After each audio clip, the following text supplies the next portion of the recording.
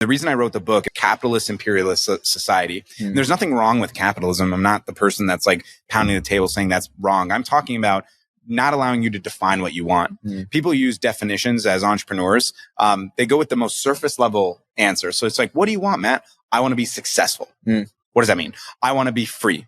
What does that mean? I want to have stability. What does that mean? I want tranquility. What does that mean? Right? I want peace of mind. What does that mean? No one defines these things because they just allow themselves to be like, I'm going to get this undefined thing, which is just odd. We don't really do this with anything else in our life, but with one of the most important endeavors, the thing that we spend a huge amount of time on, which is business and business development, we're not clear on exactly what we want. And so the metaphor that I use a lot is like Mo Farah versus Usain Bolt, right? Mo Farah, one of the greatest long distance runners in history. Usain Bolt, the greatest short distance runner in history.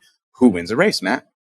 Well, it depends on how long the race is. And so how can you win the race of entrepreneurship if you don't have a finish line? It's the same idea of climbing a mountain. If you're just climbing a mountain that has no summit, at some point you're going to fall off the mountain, right? And the ramifications of that might be heart surgery or losing your significant other because you're prioritizing business over them. Or, you know, your kid is suddenly 8 years old and you realize, damn, I did not spend any time with them because I was working so hard thinking that I was doing it. So the model that the book really encompasses is based on this format of the define, design, do framework.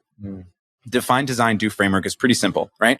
Defining exactly what you want, not allowing it to be just, I want to be successful or I want to have stability, but I want to be successful through this very specific definition, right? And then designing the game plan and model to achieving that. So you have milestones to get there and then actions that need to happen to get to that result and then taking action by doing. A lot of people just do.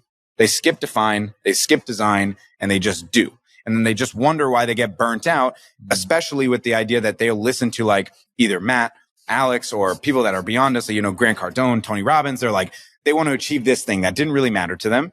And they either achieved it and then they're like, oh, I don't feel any fulfillment from this at all.